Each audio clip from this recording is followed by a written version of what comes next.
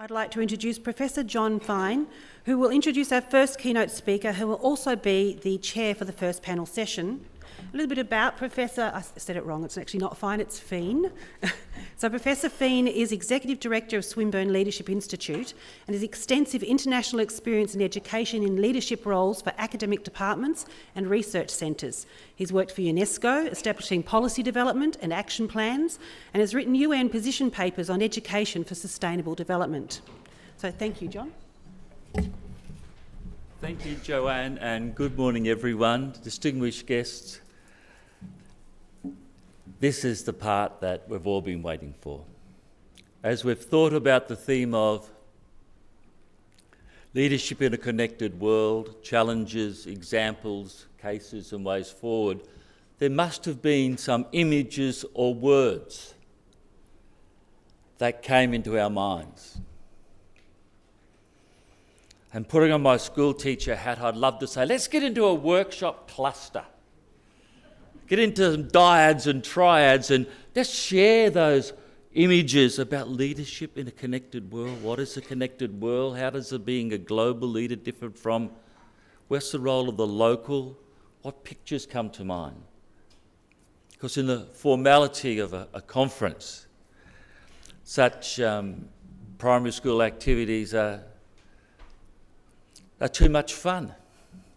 Instead, we are going to really participate in the next hour and a half in two very special events. And so it's an honour for me to be able to chair the first keynote address and also to chair the first panel. This part of the program is a set.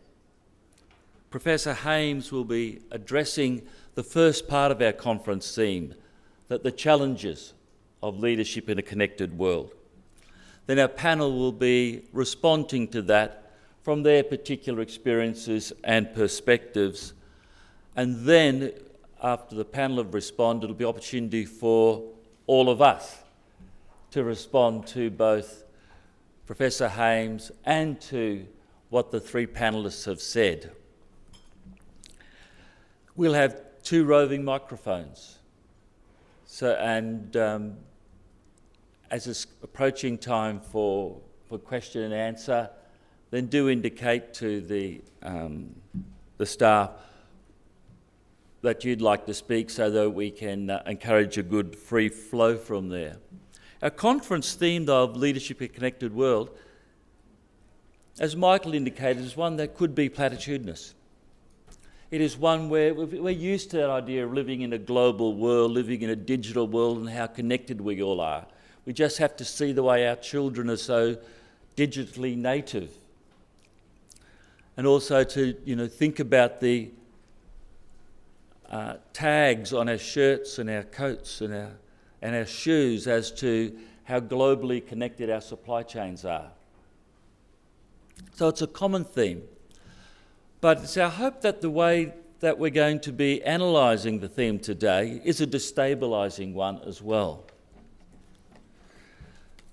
This notion of connectedness, globalisation, digitisation, cross-cultural, cross-sectoral, actually provides the context of the world in which we live and work and share our dreams today. And it's a context which brings the very purpose of organisations into question. It's a context in which the volatility, the uncertainty, the opportunities, the excitement also means that leaders aren't what they used to be. Not because there's any shift or change in the personal attributes that leaders may have, but because of the demands are so different and the problems are so much more complex that we now no longer speak about leaders, but rather about leadership as a shared endeavour and as a process. Hence our conference theme of leadership, not leaders, in a connected world. And maybe that's the difference between what's going on in Brisbane this weekend and what we're doing here today. We trust that it will be destabilising.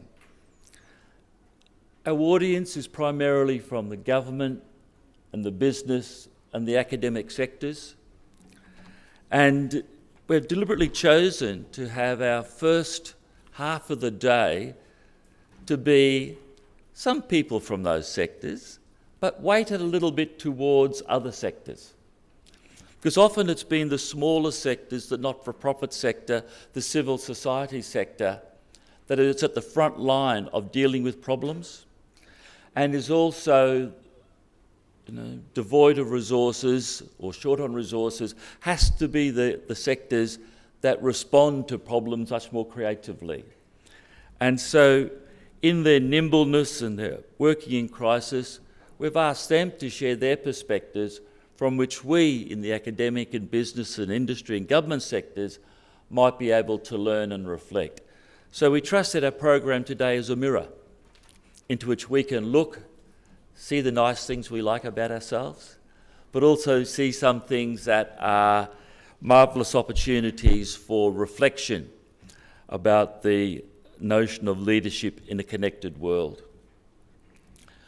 Professor Richard Hames is variously described as a corporate philosopher, an author, and a knowledge designer.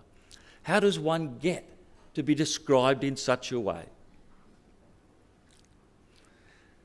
Well, after an early career in universities and in the arts sector, Richard became Group Chief Executive of AMI, which was a small bankrupt business, and under his leadership and that of the team and the processes that he was able to put together, has become one of the most successful and dynamic media companies in Europe. Today, Richard works as a strategic advisor and consultant to many multinational institutions, companies, and to CEOs and even presidents of countries. He works with them on finding purpose in their leadership. He's the founder and honorary president of the Hames Group, which is a very distinguished global think tank. And he's founding director of the Asian Foresight Institute, which Richard told us he modelled upon the Strategic Foresight Institute that was started at Swinburne University, of which he was the first chair. Richard, we're very, very honoured that you're with us, and thank you from the bottoms of our heart. Somebody who could write a book about the 5 literacies of global leadership, in which the word love, I think, could be one of the most common words. Certainly as someone different in the field of leadership studies and leadership development from many others of us who are here.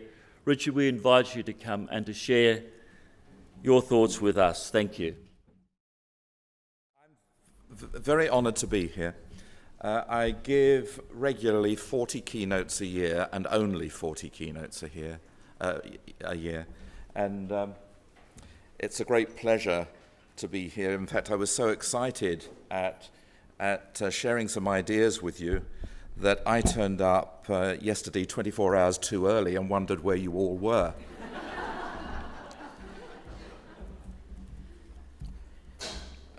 Just a password to get in here, and hopefully. I was just reading the news here. It's just booting up, sorry. When we get a picture. Is that right? It is.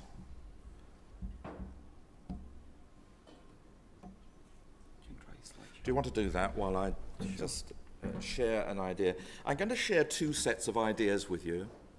The first set of ideas is about what's going on in the world that may be invisible to most of us, especially if we rely on our information from newspapers, TV, word of mouth, and other sources. Is this the right one? No, it's not the right one. No, I'm not in PowerPoint. Oh, okay. Keynote? Yes. So the first set of ideas I'd like to share with you come from work done by the Asian Foresight Institute, and we're rather different from other foresight bodies around the world. If we can go up to the first slide. Thanks. Because we look at what is going on in the world from a distinctive point of view. Most futurists and futures institutes work from the notion of the here and now. In other words, they try and identify patterns based on what is going on today. The Asian Foresight Institute is very different in two ways. It looks at what is going on from a macro history and macro futures perspective. In other words, not from the here and now, but from an expanded now, going back in time, perhaps 5,000 years, and forward 5,000 years. So we get a very much more macro perspective of possibility. And the second difference is that our perspective is quite explicitly from a non-Western point of view. So most of the futurists connected with the Institute are from Asia and the global south. We do have some of the leading Islamic futurists in the world, for example. And so we have different mindsets that come to work with us and are very useful in seeing the world from a different angle, from a different perspective. And so I'd like to share with you, first of all, just a few ideas that we believe are a reality that may not be a reality for you at the moment or today, maybe some invisible patterns that I can make more visible. And then I'd like to share with you work that originally came from the research we were doing for that my third book, which was called The 5 Literacies of Global Leadership, which was 10 years in the making. And the research was action research in that I'm not an academic, primarily. And the research was really coming out of the work, the advisory and consulting work we were doing with remarkable people at the time, people like Richard Branson, Anita Roddick in the private sphere, and John Brown at BP and people like that, extraordinary leaders in their own right, and also from government and the private sector. And this set of ideas is more to do with how we need to approach leadership differently if some of the patterns that we're seeing from the Asian Foresight Institute's work are in any sense valid and true. And it does imply that our approach to leadership has to be very different from what we've normally assumed leadership to be. So I wanted to start there. And this is the kind of caution you get on cigarette packets. It's a health warning. Because if you don't hear the kind of background music to what I'm saying, you might come to the conclusion that I'm absolutely wacky and nuts and should never be sharing this podium with others. So it's just a health warning. If you think what I'm saying should be written off and is absolute nonsense, then you're just not hearing the music. And that's fine. That's fine. This is an engraving, not a woodcut. People think it's a woodcut, but it's not. It's a medieval engraving, and it shows, it's from the alchemical tradition, and it attempts to show someone poking their head from the real world, the flat world they're in, into a different kind of universe. Interestingly, scientists working in quantum mechanics today, in fact there was a breakthrough the other day at Texas Tech University, are really beginning to believe that we live in parallel worlds, and that this is actually it's actually reconceptualizing quantum physics in quite significant ways. And that's fine for me, because I often feel, travelling around the world all the time, that I actually live and work in parallel worlds. On the one hand, I work with, and my team, not just me, we work with large multinational corporations who seem to realize, a lot of them, that the world is changing and they need to change their business models, their way of doing business, their relationships with customers, with government, etc. But they're determined, in spite of signs to the contrary, they're determined to milk the current system for all it's worth before they're forced to change to something quite different. And you see that with the large energy companies. Although the spin very often is the spin towards, look how good we are, we're focusing on renewable energy and the future of the planet and sustainability, in reality that is a lie. In reality, what they're doing is spending more and more resources on what they have been doing for the past 50 to 100 years, which is exploiting the fossil fuel industry, particularly exploiting the resources which are of a finite nature that we have. Then I moved to, because I do a lot of mentoring with young entrepreneurs particularly, and I'm thinking of a guy, for example, who I was with last week in the UK, a guy called Hugo Spowers, who's invented not just the hydrogen car, but a whole different kind of system based on open source design, small batch manufacturing, licensing of the vehicle rather than buying it, which we're already trialling in Portsmouth this year, and I believe in other cities in the UK next year. Which are extraordinary, and these entrepreneurs and the way they think is entirely different to what I see in that other world, that corporate world. The same is true of government. Very often I find that governments, particularly in the West, are digging in their heels to try and say, we are today what we always have been, and this is not going to change. And that you find other governments, and they're usually not in the West, that are trying different ideas for what systems that are more humanitarian and more, let's say it, democratic can be. And so this parallel world can be confusing. And sometimes I have to get a grip on myself to think, what world am I in today? Especially after, excuse me for today, this is the final day of work on a 5-week road trip. I think I've been to the UK twice, I've been to China 3 times, I've been to South Africa once, it's going like this, Australia twice. So I've got 4 days holiday coming up, which is nice. So let's go back in time. How can we view globalization? I don't believe globalization is a new phenomenon at all. And if you take any notice of people like Thomas Friedman, for example, who wrote something about a flat world, I haven't actually read the book. Like a lot of books of that nature, I get through the first chapter and then put it down. I can't go any further because it's not saying anything more to me.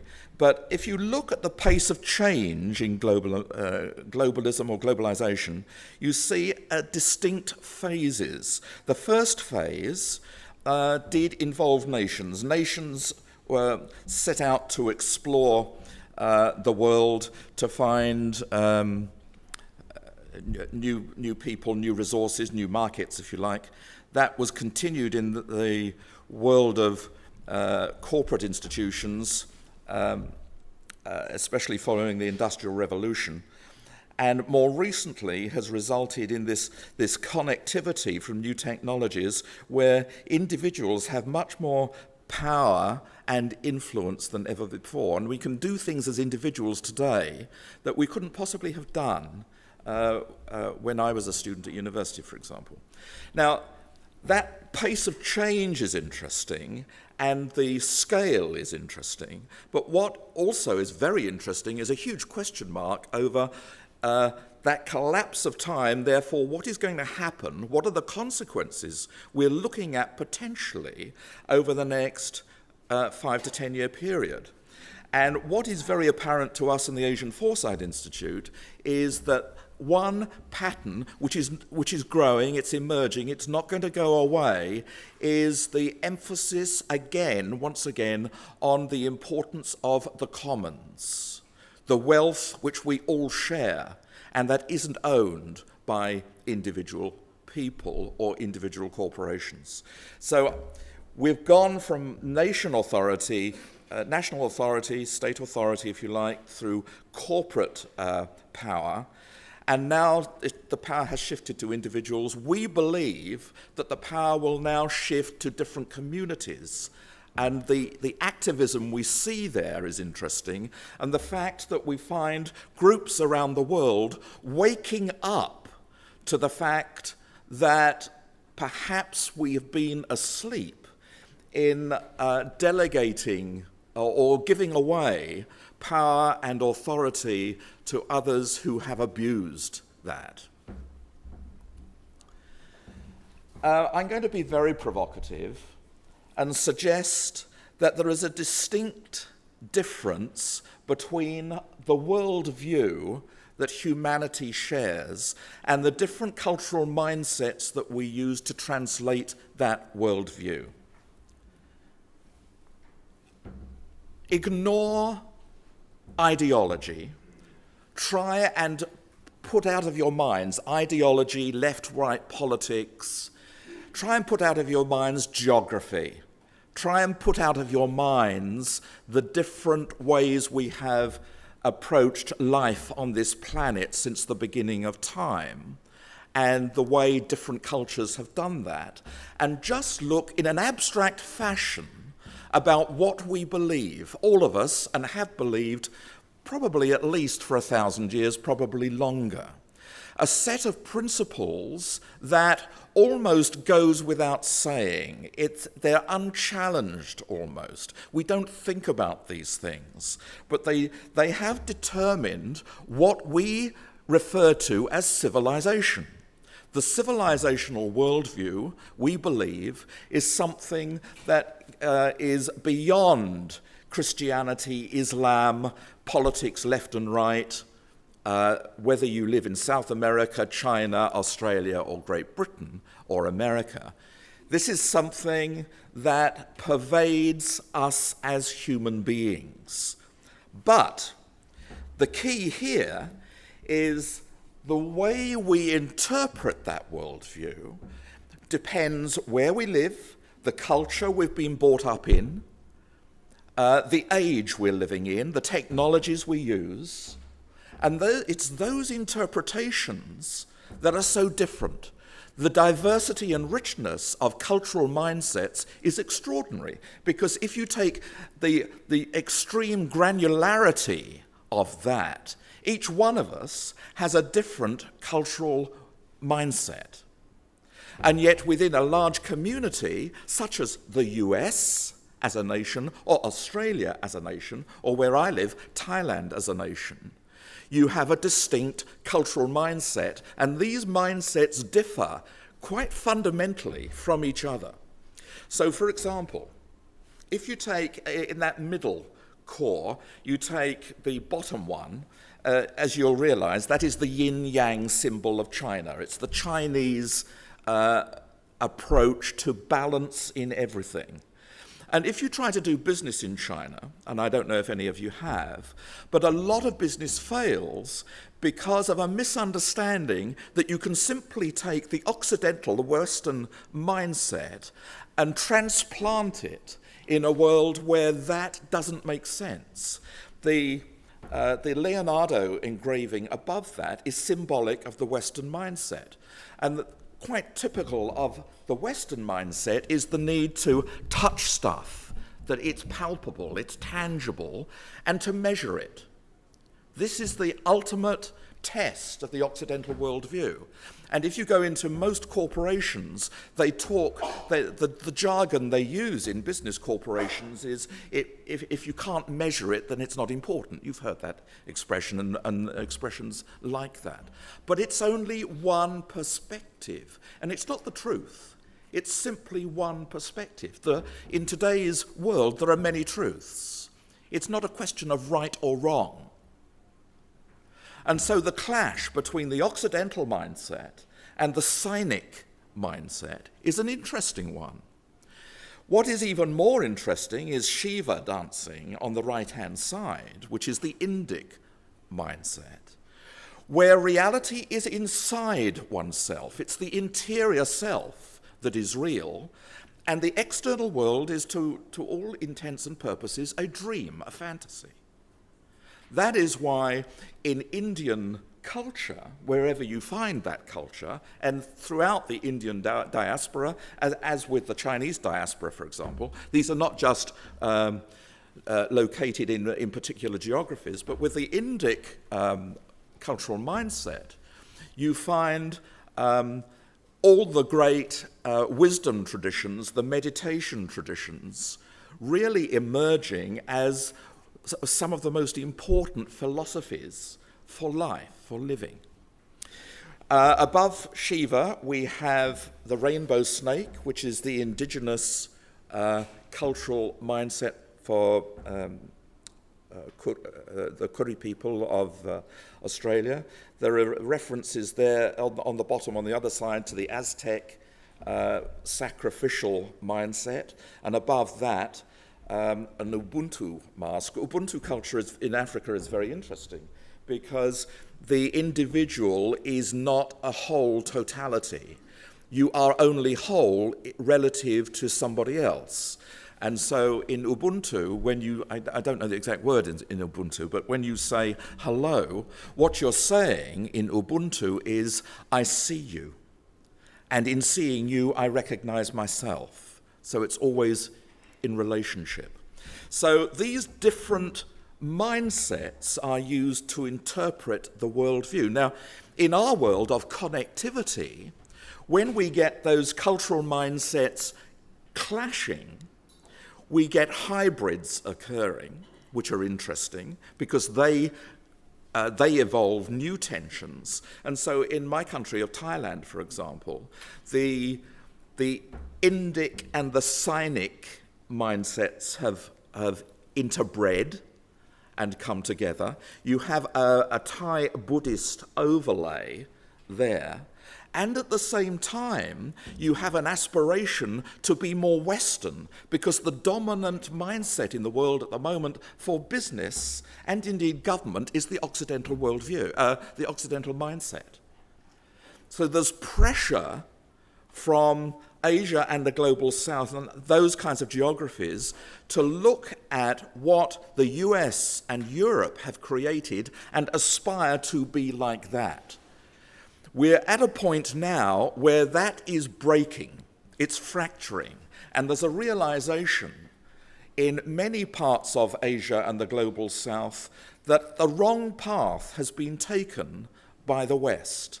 At the same time, we are seeing, and there is even evidence admitted from some of the most important intelligence institutions in the US, particularly, even the Pentagon and its R&D arm, DARPA, an admission that the US empire is already in decline and its influence is in decline. And if we compare that with what is glibly called the rise of China and look at the different paces of change within collapse of empire and rise again of what we're still seeing through a Western lens as empire and interpreting that as threat, then we're moving very swiftly into a world of transition which is just beginning now, and we can't really grasp what that will mean. But clearly, one of the things it means is that leadership and our approaches to leadership has to change. We can't continue to divide the world up into bits of land and then argue about who owns each bit. We can't continue to call some people soldiers and give them the authority to kill other people. We can't continue with the financial models that we've got, which destroy liberty and freedom. We can't continue with the topsy-turvy world where big pharmaceutical companies actually destroy health. We can't continue with educational institutions that suck out the creativity from our young people. We can't continue with the legal system that destroys justice. This is all topsy-turvy, and there are many people waking up to the fact that things have to change. Now, this is a very difficult thing to look at because the US Eurocentric view of the world, especially since the Industrial Revolution, so beginning really at that period, the civilizational worldview has given us bounty.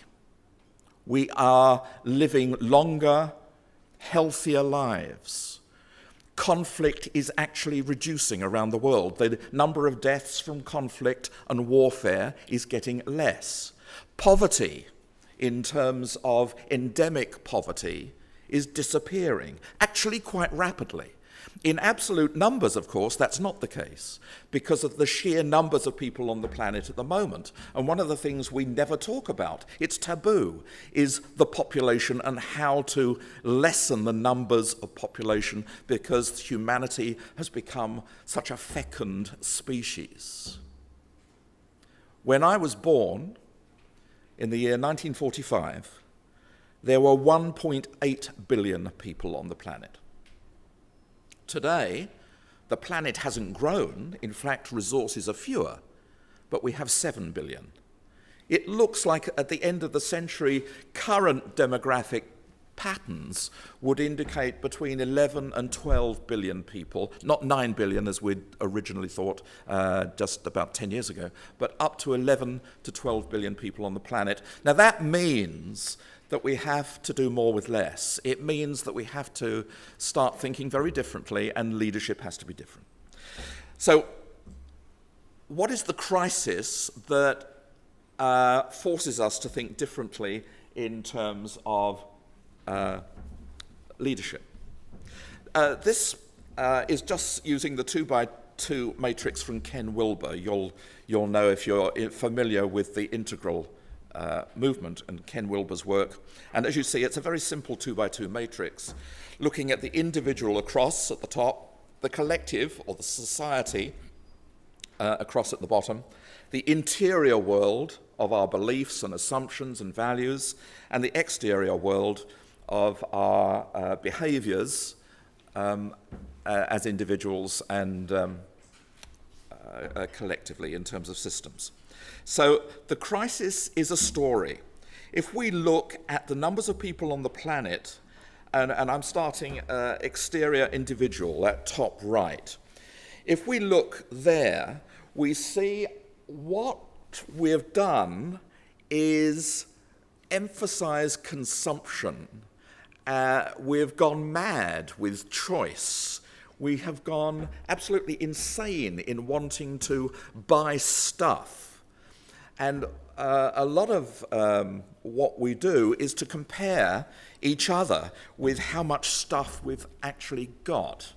We consider ourselves to be successful and wealthy based on material goods. And we've used that to create, inadvertently, a crisis in terms of our behaviors. We've also done that in terms of putting stress on those most life-critical systems we need to survive: food, water, energy, and also systems such as compassion, health, education. On all those life-critical systems and more, we're stressing them because of the way we behave collectively. This has led to a situation where increasingly we tend to blame each other for the things that we see that are disturbing, especially disturbing to many young people. I have, don't laugh, I have 10 children and 10 grandchildren with one more on the way. One of my daughters is inherited from my current partner. But in my 9 biological children, who were all brought up homeschooled, so they didn't suffer the indignity of having to cope with an educational system at that level, which is absolutely crass and is collapsing and is no use to anybody these days.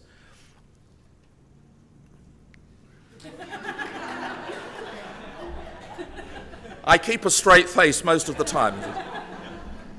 But I do know that out of those 9 biological children, at some stage, 3 of them attempted suicide. They were so depressed with what is in the air, the ethos of lack of hope and despair at not being able to get a job or not being able to fulfill their hopes for themselves or their families. They've got children. They're extraordinary figures. And so the emphasis, the cultural blame is one thing, but then the emphasis on how that impacts individuals, and especially young people, is just absolutely extraordinary. The numbers of people, young people particularly, and young men in a country like Japan, for example, is staggering. It's absolutely staggering. If you talk statistics, globally, one person takes their life every 40 seconds. If you live in Japan, that statistic is 60% greater. It's just amazing. So what we have here is a story that on one hand is a huge success. We are the most successful species that's inhabited the planet. In another world with a different lens on, we've created a situation for us that is existential. We have created a situation that could destroy us if we don't change. On the one hand, we've done amazing things. Admittedly, it took us 40,000 years to decide to put wheels on our luggage. But on the other hand, we discover things like we can land a vehicle, a small little vehicle, on a rock, a faraway rock, which is only the size of the CBD in deep space. It's quite extraordinary what we're capable of doing. So what does all of that, so that's from the Asian Foresight Institute. What does all of this mean in terms of leadership and global leadership in a connected world? What are the challenges and what are the issues? Stealing from Al Gore, is the inconvenient truth that the way we think has to change. The tools of the mind become a burden when the environment which made them necessary in the first place no longer exists. And what we've got is a world which no longer focuses on the tangible. What we've got now is a world of complexity, and leaders need tools and an understanding and awareness to deal with that complexity. So when we were researching for the five literacies of global leadership, one of the things we did was to redefine leadership in terms of global leadership. And bearing in mind those different cultural mindsets, we said within each cultural domain, leadership becomes a coherent praxis, a wisdom praxis, if you like. Not just a practice. Praxis is theoretical knowledge and practically applied, but in the process, we as individuals and as communities become different. We become more aware, we become more conscious, we actually become more sophisticated in our approach. That praxis is based on the ability to sense, to make sense, to create, to design, to depict, and express new ways to improve one or more aspects of the human condition. Now, that's a very different definition of leadership in the global context and in the world, the real world we're in. Why did we see the need to redefine leadership? The first reason was that I started reading books on leadership and management, which was the first time, actually. Normally, as a management thinker, I try to avoid reading management books because most of them are bullshit. And most of them claim things that are, to be honest, and academia has a lot to answer for in this respect because academics have to publish. And some of the earliest, most influential texts are books like In Search of Excellence, for example, by Tom Peters, was made up, he now admits. And so you just can't rely to get the truth from management textbooks. So where did we start from? We realized, looking at those cultural mindsets, that Western leadership principles were based by and large on a psychological view of development. That leaders emerge by displaying behaviors that are different from the rest of us who are followers. And we started questioning whether that was the right kind of model to use as a source model for understanding the kinds of leadership we were seeing in places like Africa, India, South America, China, for example.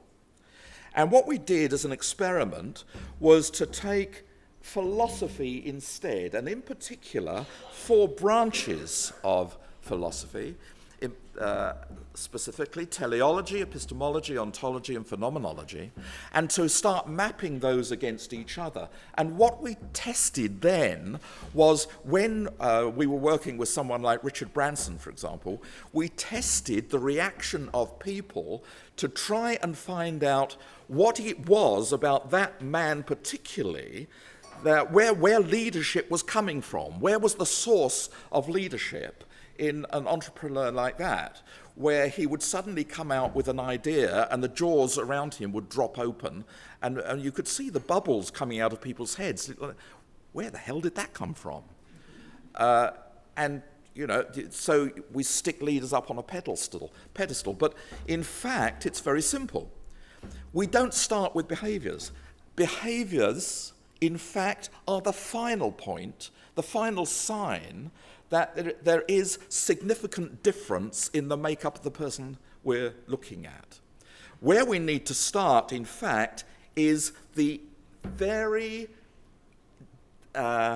ingrained, embedded sense of being, sense of purpose, that gives rise to a different understanding of who I am, and it relates to us all, who I am, and my relationship with others and to the planet.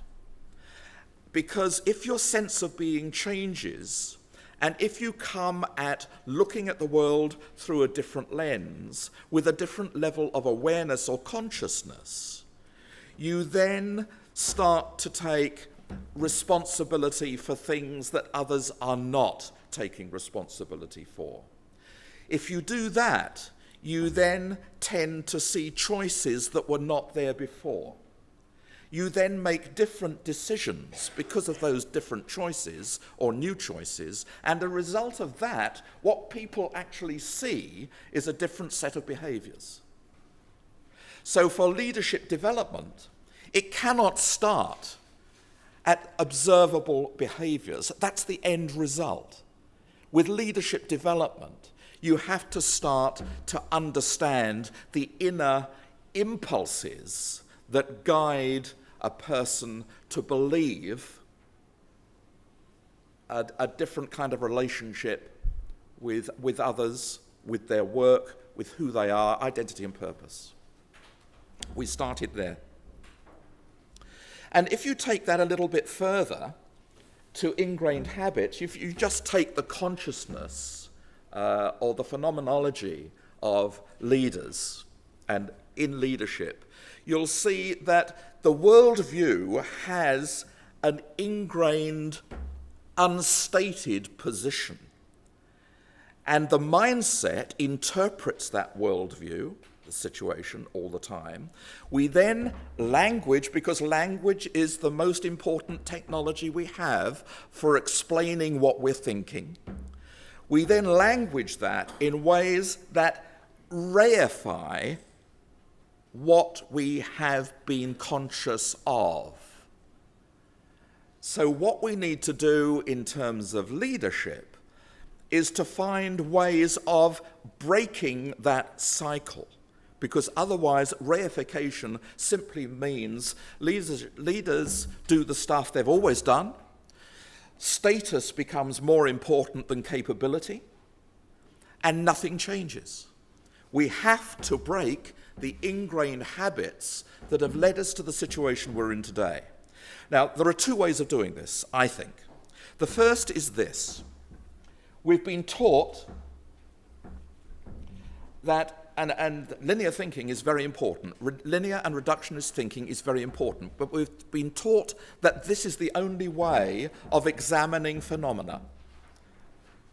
What we need to do is find a different way of thinking, because this way of thinking invariably leads to the need for trade-offs. And some of those trade-offs are very difficult, if not impossible. What we need to do is move to what I call design thinking, or integral thinking, or systemic thinking, thinking in whole systems, where you can actually take extremes that in a linear world you need to trade off, and in a systems world you need to transcend. You need to transcend and include. So a lot of the work we do, for example, both in government, I'm thinking of one in particular at the moment in South America, which has huge problems around sustainability, and that's Brazil with the Amazon and all the problems there in terms of poverty as well, and the need to approach life in Brazil very, very differently. Bolivia would be another one, and the other side of the world, China, would be another. What we're trying to do is work with leaders and influential people to shift their thinking between linearity and design thinking. So they start to think in terms of designing whole systems, which we'll call the ecosystem, the business or the government ecosystem. Going back many, many years, it's some of the work I did personally with the Australian Tax Office when Michael Carmody was the Commissioner. And before then, the Tax Office didn't even think of itself as anything more than an administrative arm of the government of the day. The ATO today thinks of itself very differently as representatives of the community, and has a viable systems approach, an intelligence, a smartness approach to relating to the community and using its resources differently. So it's shifted from a belief system which was, we don't trust anyone in this audience, you're all tax cheats, to using our resources to say, Shell hasn't paid tax in Australia for 7 years, let's go after them instead, and rely on our trust in the community to do what is right, to do the best thing, to do the right thing. That was an enormous shift in a belief system, and it came about through needing to design the whole system. The last thing I want to say is I believe that the literacies surrounding leadership do need to change, and that doesn't just come from our work on what then was the 5 literacies, but the whole notion in an abstract way or a neutral way of looking at literacies. Now, who would recognise this? Do you know what it is? Does anyone recognise this? You don't know what it is? It's not a book, is it? It's a painting, is it? Is it food? It's a musical score. It's a map of what, when it manifests, you actually hear. And you will hear it as a piece of music. How many musicians are there here? Hands up. Okay. Just the musicians. Would you be able to perform that piece of music? Anyone here? Answer, no. Musicians, if this is a piece of music, should be able to play the music? No. Because the literacy, the craft, the skill required to play this particular piece of music with its very sophisticated rhythmic structure and a whole range of different subtleties requires a particular skill, expertise, knowledge, which most musicians don't have. So even though it's a musical score, it doesn't mean that if you're literate in music, you can play that particular score. It's the same with leadership. Even if you're the most successful leader in government, in business, in an NGO, it doesn't necessarily mean that you can lead in a connected world because the conditions are different. The knowledge, the skills, the expertise, the literacy of being able to function as a leader and make sense of what is happening all around us requires a different set of literacies and practice fields. I think there are three. I mean, I know I wrote that book, but I've changed my mind. Or perhaps there are more. There are three which we need to take note of, I think. The first is, how do we leverage value in a world where the way we have been using our resources cannot continue? It's not sustainable. It's not viable. And in terms of leveraging different value, I've found three practices that are important.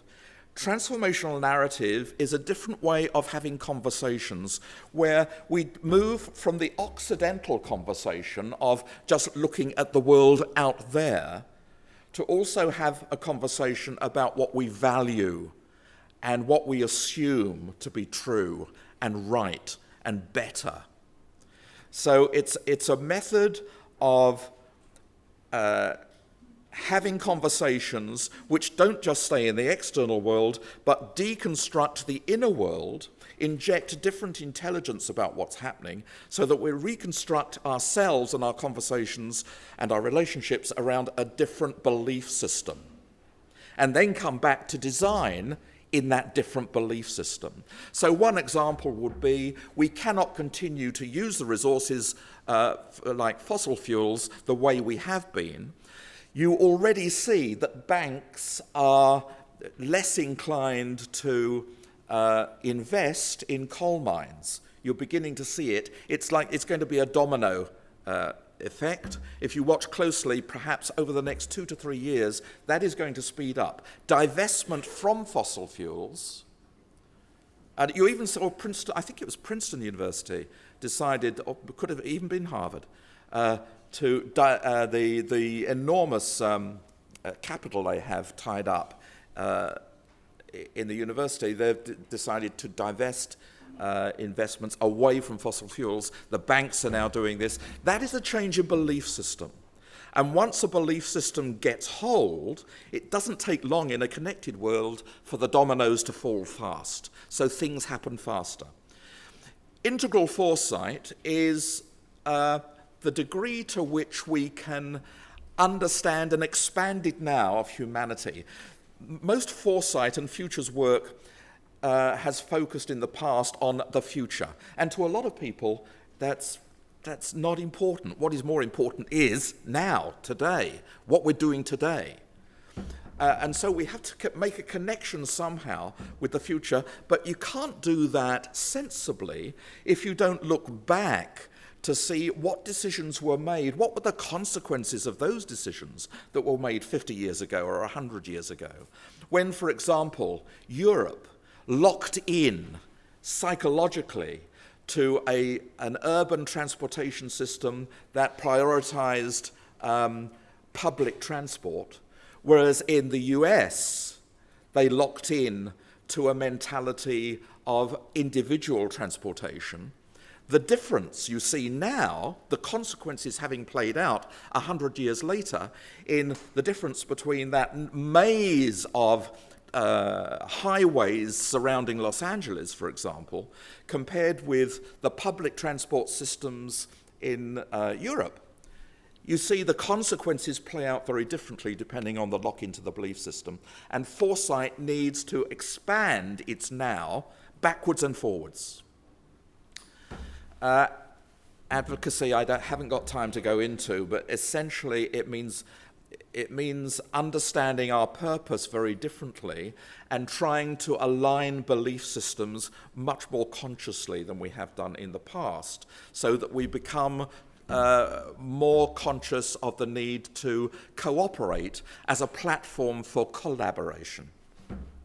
The second literacy, I believe, is very important for leadership going forwards, is to create purposeful or mindful cultures. We can do that through networked intelligence, in other words, understanding what is going on around us all the time and in real time, by connecting with others and actually listening to what their hopes and dreams and concerns actually are. We can then use a method we've invented actually called systemic acupuncture to more accurately shift the world around us in small nudges. Because if you understand systems, you realize that our approach to change generally from leaders is massive change. And you hear, in corporates particularly, you hear the word transformation a lot. Well, actually transformation, in its purest sense, means metamorphosis. But there is nothing in the chrysalis, there's no DNA in the chrysalis that can imagine the butterfly. Those imaginal cells only evolve very, very slowly. And at first, those cells, biologically, those cells are killed off. The first idea of something different is killed off. It's subjected in our world to ridicule, for example, or discredit. We discredit people who have different ideas. But then gradually, other cells begin to imagine the same kind of thing, and out of the chrysalis of today's stasis comes the most beautiful butterfly, the difference, the invention, the new. So acupuncture can do that, not through massive change, but through small nudges. And then we use design thinking to design society differently. And the third literacy, what I call brand resonance, applies much more to corporations, but it could be even applied to individuals at a fractal level. It means that we can align our promise of who we are to others with others' promises to us. We need to become more compassionate. We need to become more humanitarian. We need to set aside the difference to find a unity in our humanity, which is only going to occur probably through radical innovation of the ideas that we generally use to work. Boom, boom. They're the ideas I wanted to share with you. I'm only skimming the surface. John had asked me to be provocative. My response was no problems.